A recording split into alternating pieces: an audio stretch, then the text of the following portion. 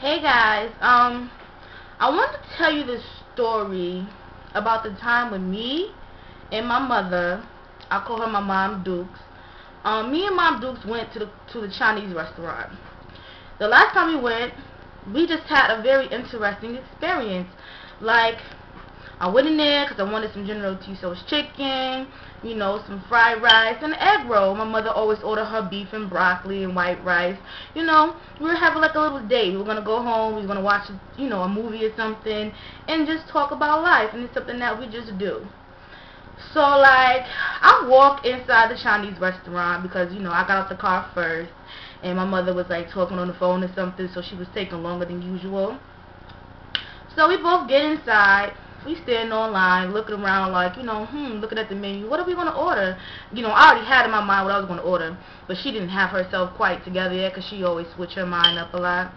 So we're waiting patiently, but not to mention, let me not leave out the fact that there was a little boy walking out with a bag when we were walking in. So, you know, we didn't pay any attention. I held the door open for him, and he walked through. So I'm sitting there, you know, still trying to help my mother decide on what she's ordering. And this big old, black, chunky, hunky-dunky monkey lady walks in. She had a real deep voice, like, huh.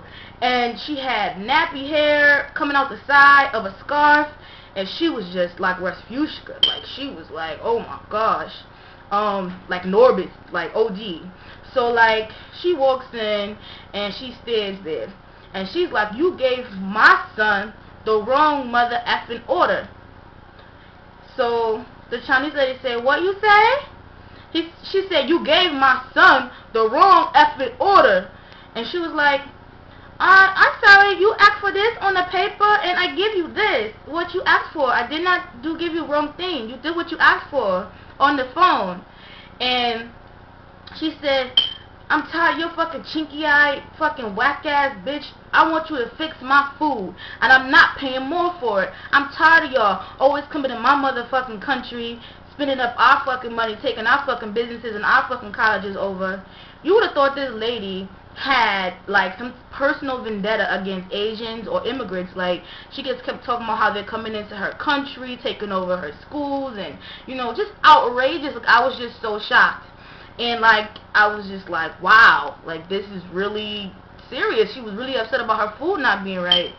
So the lady said, there's nothing I can do for you because I gave you what you paid for. If you want more, you have to give me more money. She said, but you ain't going to give me, I ain't going to give you nothing. You got to give me my food. That's what you're going to do. So the lady turned around and started speaking in Chinese to the other people. And turned back around and said, I'm sorry, but there's nothing I can do. Do you know this lady picked the hot sauce up and threw it at her? She took the hot sauce, took the top off, and just threw it at the Chinese lady all over her face. It was dripping down her hair. And she's like, oh my goodness, oh my goodness, oh my goodness. And she was like, yeah. And then the lady took her food and left. So me and my mom sitting there like, mouth dropped to the floor because we never really just thought that would have just happened right then and there. I mean, things happen every day, but it was a surprise. Like, we didn't expect to get a whole show up in the Chinese restaurant. We was expecting to go home to watch a movie, but we got the movie right in the Chinese restaurant. So I'm sitting there, and my mom's still trying to find. She finally made her mind up, actually. And we standing online, and the lady's still standing there drenched, and we like, you know, she's wiping the hot sauce off for her and stuff.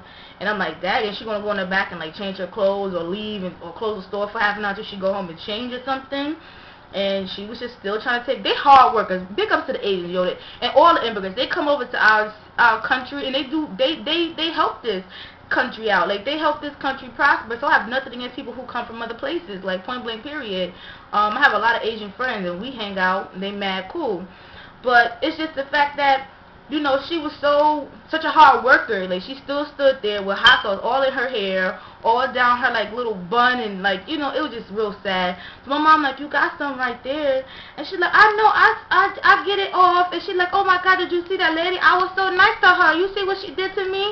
Oh my goodness, I was so nice to her. I was so nice to her. Oh my goodness. And she was, like, hysterical. And then she turned around to the people, and she was like, oh, leave me alone.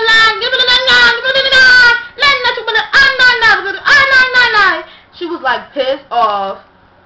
so mad. Like, I thought she was gonna jump over the counter and like do some karate on the lady, cause she was not scared. She just said, "I sorry, did nothing I could do," with an attitude. Like, did nothing I could do for you.